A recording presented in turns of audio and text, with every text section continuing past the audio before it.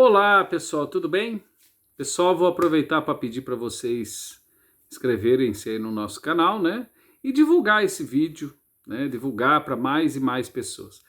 Eu quero falar sobre: será que é o fim da política? Eu estou falando isso porque eu comecei a analisar alguns pontos e eu quero pegar três pontos com vocês, de três grandes acontecimentos que nós tivemos aí no Brasil nos últimos tempos e um que está para acontecer, né? A reforma trabalhista, a questão da lei do teto de gastos, a reforma previdenciária e agora a tal da nova carreira do magistério do Estado de São Paulo. Muito bem, vamos pensar sobre essas questões. A reforma trabalhista e a reforma previdenciária, ela foi aprovada no governo Temer.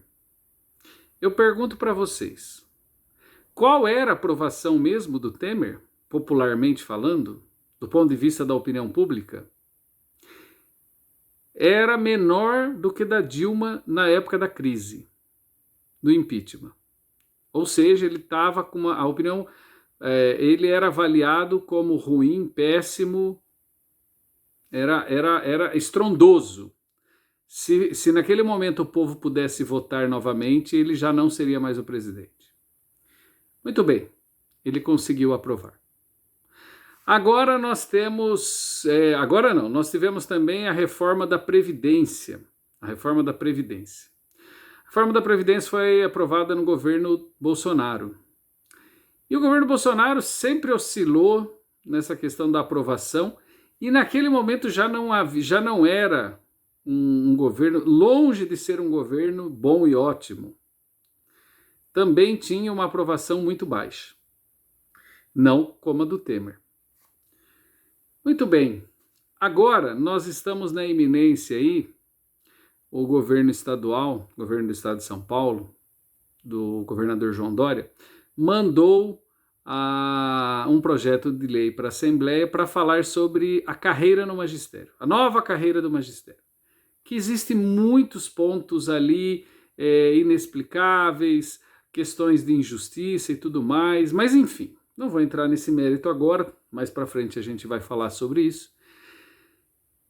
E normalmente quando o governo manda, ele está falando desde dezembro do ano passado. Na verdade, ele anunciou esse projeto já há 2 anos atrás, praticamente. Aí veio a pandemia, esfriou essa situação e ele voltou com isso. Normalmente, quando o governo põe, ele já tem ali uma margem de segurança para ganhar. Como é avaliado hoje o governo João Dória? Muito baixo. Tanto que o que a gente tem lido na mídia é que ele tem pensado em desistir da sua pré-candidatura, à presidência. Alguns dizem que nem para governador ele vai disputar a reeleição. Mas o que isso tudo tem em comum? 2 situações. Todas essas reformas que eu falei, tirando essa do magistério, que ainda está em discussão, e ela fere principalmente a questão da isonomia, mas isso a gente discute depois. A reforma trabalhista, a reforma previdenciária e o teto de gastos foram todas nocivas para o trabalhador e para os pobres. Todas. Nenhuma trouxe uma vida melhor. A reforma trabalhista não cumpriu com aquilo que prometeu, que era gerar empregos. Ao contrário, aumentou o desemprego no Brasil. O teto de gastos não trouxe maior responsabilidade do Estado brasileiro nos seus gastos, ao contrário, a gente tem gastado muito mais do que nunca. A reforma previdenciária não foi boa para os pobres, principalmente para aqueles que ganham até 3 salários mínimos. O que a gente vê, quem ganha um salário mínimo, então, praticamente o que a gente tem alguma previsão aí é que as pessoas vão trabalhar, morrer e não vão se aposentar. Agora, veja, isso é o que elas têm em comum. Todas essas reformas foram aprovadas em governos que tinham baixa adesão popular. O que isso significa? Significa que os governos não têm mais essa preocupação com a opinião pública. E mais incrível de tudo isso é que a opinião pública não repercute mais na vida dos governos. Veja vocês agora com esse aumento da gasolina absurdo, e vai subir mais, né? Já passou de R$7, tem alguns estados que está até R$8. O que o governo conseguiu mobilizar muito rapidamente? Um fundo. Ou seja, provavelmente esse fundo vai tirar dinheiro de algum setor estratégico para bancar a baixa do petróleo e da gasolina. Significa o quê? Tem uma coisa que a gente chama de orçamento burocrático. Vocês sabem que de tudo que é arrecadado de impostos no Brasil, 50% é utilizado para pagar juros da dívida pública.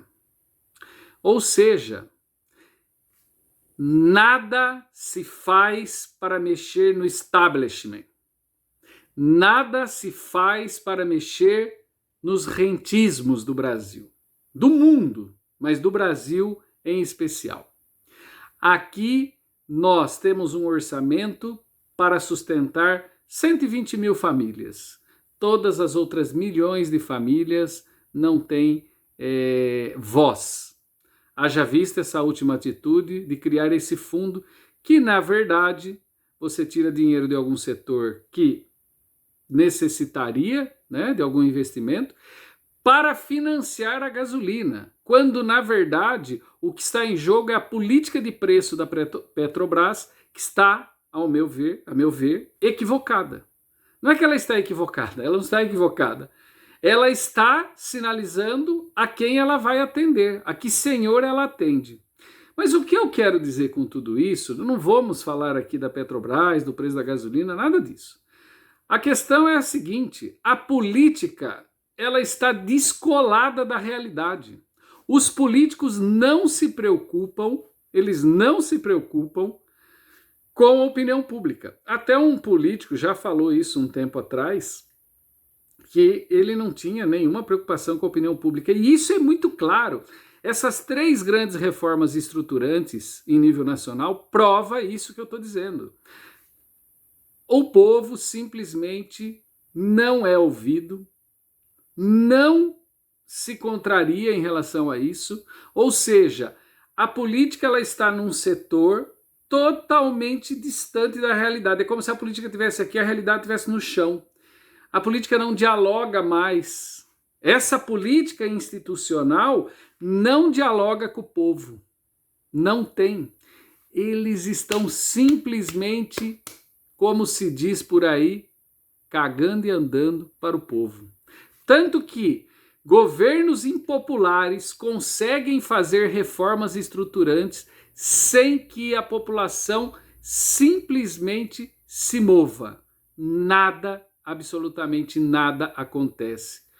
Eu pergunto, é o fim da política institucional? Eu tenho uma resposta, mas vamos pensar aqui, o que vocês acham?